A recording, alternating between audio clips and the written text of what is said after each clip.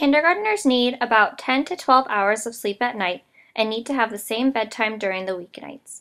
Start this about 2 weeks before school starts. Aim for 7 or 8 p.m. It's okay if you have to move the clock ahead first. Having a snuggle or story at the same time is a good way to make it consistent.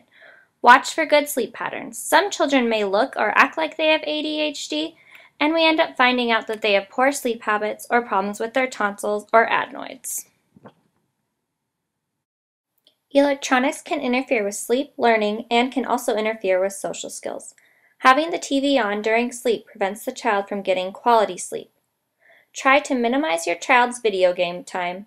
We see kids struggle socially and struggle with learning when they are used to living in a video game land, where things come easily at the touch of a button. Research has recently linked attendance to high school graduation. There is now a national movement towards making attendance a high priority. Tardiness creates anxiety in students, and chronic absences can also lead to anxiety, stress, and a feeling of disconnect. At Hellgate Elementary, we encourage the children to be prepared, motivated, and involved. It would be great if you could help us do the same. One way to do that is to talk about school in a positive way, even if it's not your favorite. In class right now. She's doing good. She loves it. Does she? Yeah. That's good. We're getting better. Oh, good. Yeah. And Kate loves the teacher. She's Yeah. really sweet. She is so sweet. Yeah, she really is. The transition to kindergarten can be a big deal, not just for your child, but for you as well. It's okay to cry about it, just try not to in front of your student. There's a Cheers and Tears PTA gathering in the gym after the first day of school. It's alright to have a good cry in the car. Please drop your child off in the hall, line, playground, or another open area. If you go into the classroom and continue to linger, it can create anxiety in your child and it can actually make it worse. Remember, we are used to kids crying, and teachers, the counselors, psychologists are all equipped to handle all kinds of kids and partings. Pre-teaching can be great, but don't feel like you need to drill your child this summer. We want learning to be a fun experience for them. 8, 9, 10, 10. Awesome. 7, 8, 9, 9. Nice. So good thinking on your part. 4, 5, 6. Sweet. At school, we have groups, individual counseling, and teach preventative lessons to all students. Weekly counseling can really only be provided by an outside therapist. In some extreme cases, CSCT may be available. We want to remind the parents and students that just because a student comes to visit the counselor doesn't mean that they are in trouble.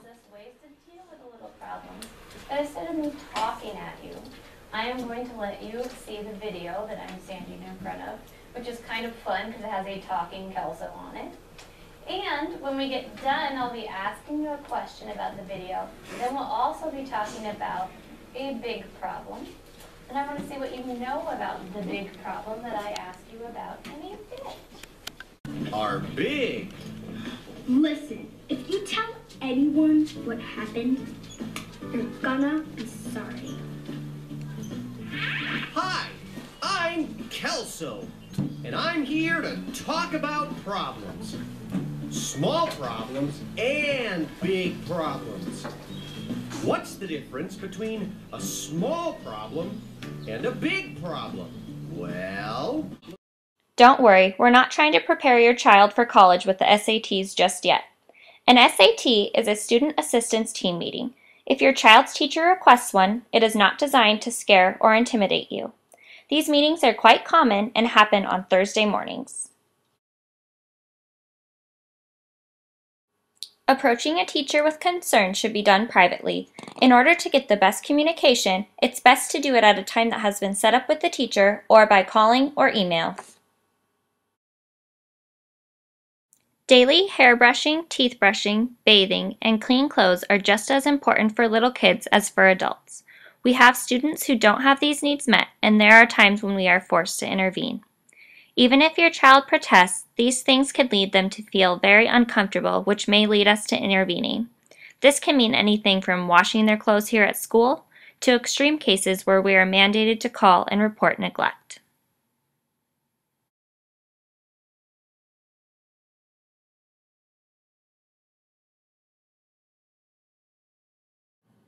A person is bullied when he or she is exposed repeatedly and over time to negative actions on the part of one or more other persons, and he or she has difficulty defending himself or herself. Hellgate Elementary adopted the Olweus Bullying Prevention Program. We encourage parents to reinforce these components at home and while on site.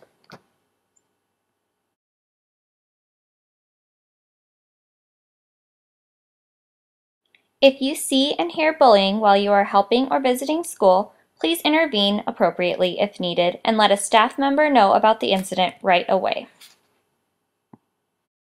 Thanks for watching. We know with your help, your child will have a great first year at Hellgate Elementary.